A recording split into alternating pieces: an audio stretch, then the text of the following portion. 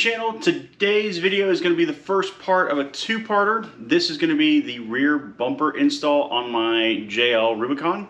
I'm upgrading from the factory steel bumper to the Motobilt bumper. I did get it used, so it's got paint on it already. My understanding is they come shipped in raw steel, but there's some rust bubbling up from the previous paint job. So we're going to have to strip all the paint off and then put new primer, new paint. I did get some paint that's supposed to be very, very close to the factory color and texture. So hopefully that works out well. A couple of sources on the internet said it should, so we're going to try it out and see how it looks. So step one, we're going to start stripping some paint off. I went and got some paint stripper. They've taken a lot of the good chemicals out of the paint stripper, make it a little bit more environmental friendly. But we're going to try it out. This is definitely a job where you want to have, you know, good PPE. So I've got the filter.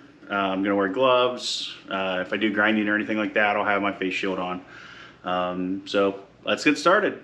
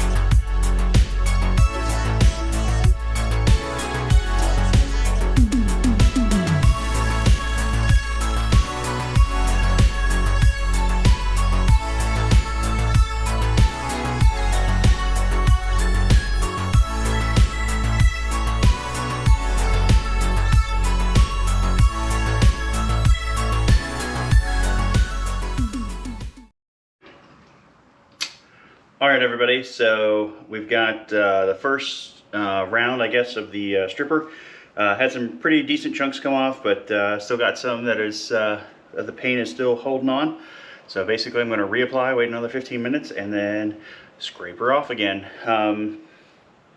I will say I'm glad that this is actually working a little bit. I was afraid from reading online that, you know, they've taken all the chemicals and stuff out, which is better for the environment, but they usually aren't as effective, but it's actually working. So just kind of slow going. And I will say too, there's a lot more rust underneath this than I was realizing. The paint was covering a lot of it, but I'm glad I'm doing this now. Get it all cleaned off, the rust converted, and then primer, and hopefully won't have any more issues. All right, everybody, so I've done 2 coats of the stripper, and there's some stubborn paint that's still on there. So what I'm going to do now is just go to my drill with a paint remover bristle, flap this thing. So hopefully it'll get the rest of this stuff knocked off and start knocking off any loose rust, so I can put some rust converter on it. So I'm going to do the time lapse now because it's probably going to take me a minute.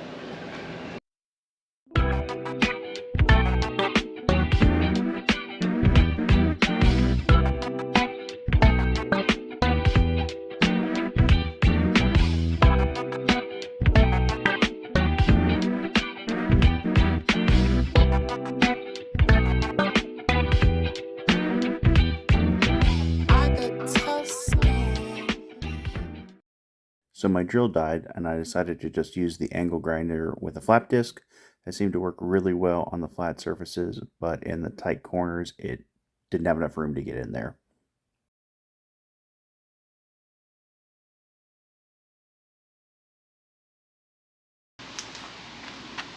All right, everybody, so I'm a little under the weather, so I apologize for the voice, but had the bumper sandblasted. And then my buddy at JLAR Fabworks, Jeff, put a zinc coating on there to help protect the metal.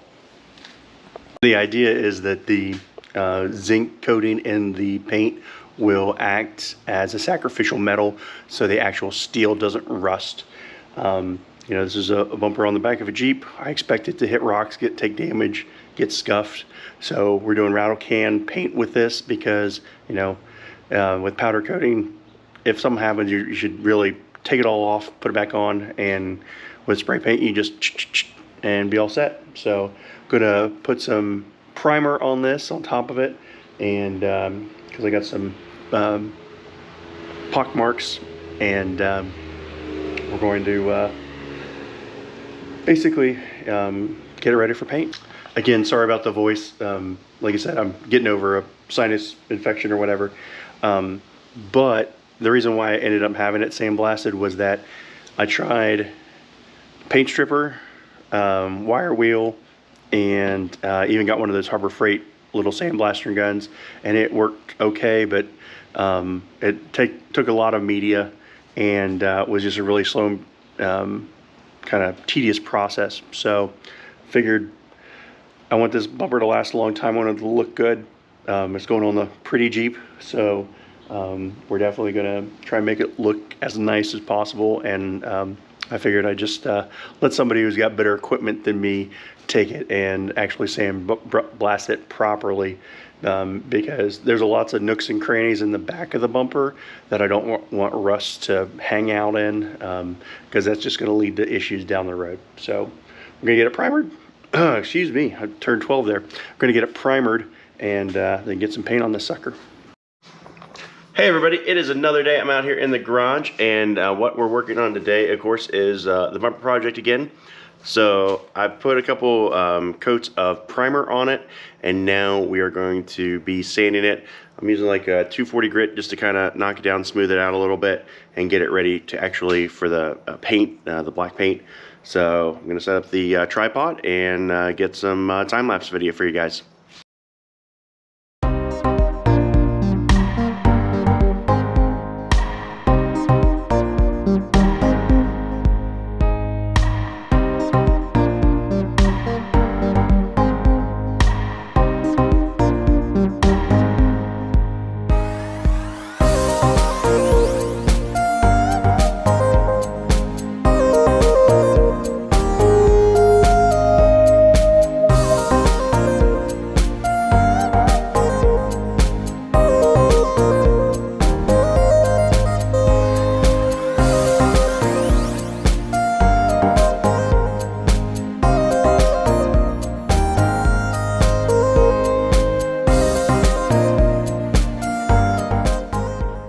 Everybody, so I've got the first set of sanding done, and then I've reprimed the bumper.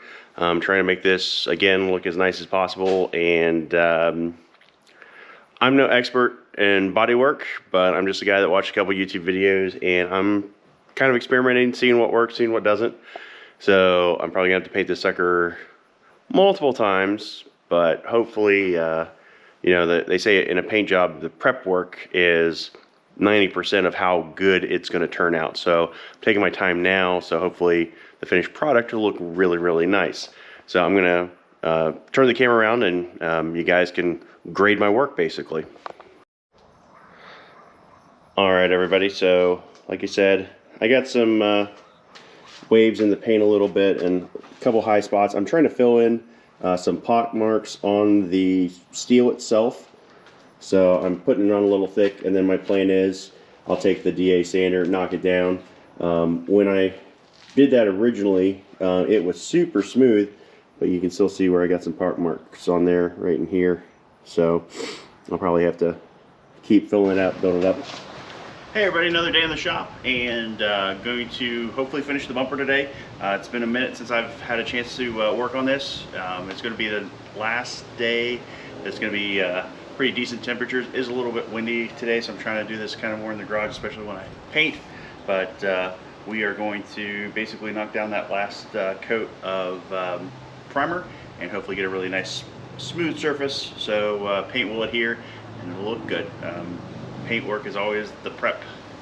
That's where 90% of the paint job comes from. So I'm going to set up the time lapse now, and we'll get this thing knocked down, and it should be all smooth and really nice. So here I am sanding again.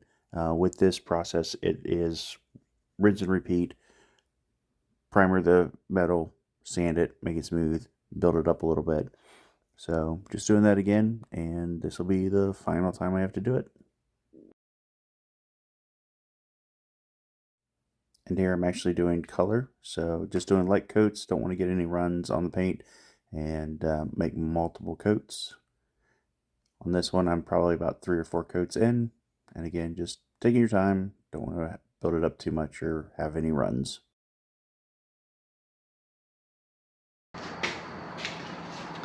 All right, so I've got the bumper painted black. I've got a coat of clear coat on it. The paint that I use is this Rust-Oleum black, and it's number 7220. So if you're looking for that, I had to find mine on Amazon, but it's supposed to be pretty close to the factory color of the bumper, and I will say it looks like it is pretty darn close. With the clear on there, it's still kind of wet looking, so hopefully once that dries, it will dull up the paint a little bit. But I used 2 cans, really needed about 1.5, so of course you have to buy 2. But no, I think this bumper is going to be great. I'm not going to video the installation just because it's literally unbolt the factory bumper, bolt this one up. I do have the parking sensors I got to install as well, and cube lights. So I might take those off the ZJ, or I might order a set. I haven't decided yet, but that's going to wrap up the video. Hopefully you all enjoyed the video. Can't wait to see how this does out on the trail. Hopefully it should do better than the factory bumper just because it is high clearance. And when we go on the Rubicon, hopefully don't bash it into some rocks. But if I do, I use spray paint on it. So again, I can just touch it up and you're good to go. But as always, appreciate you. If you aren't subscribed, most of you aren't. It's a lot of you actually, 97%. So if you would please hit that like and subscribe button. It really helps grow the channel. We are growing, but need all your support to get bigger there. And if you have any comments, questions, suggestions, just let me know. And it's going to wrap us up, but I'll see you guys out on the trail.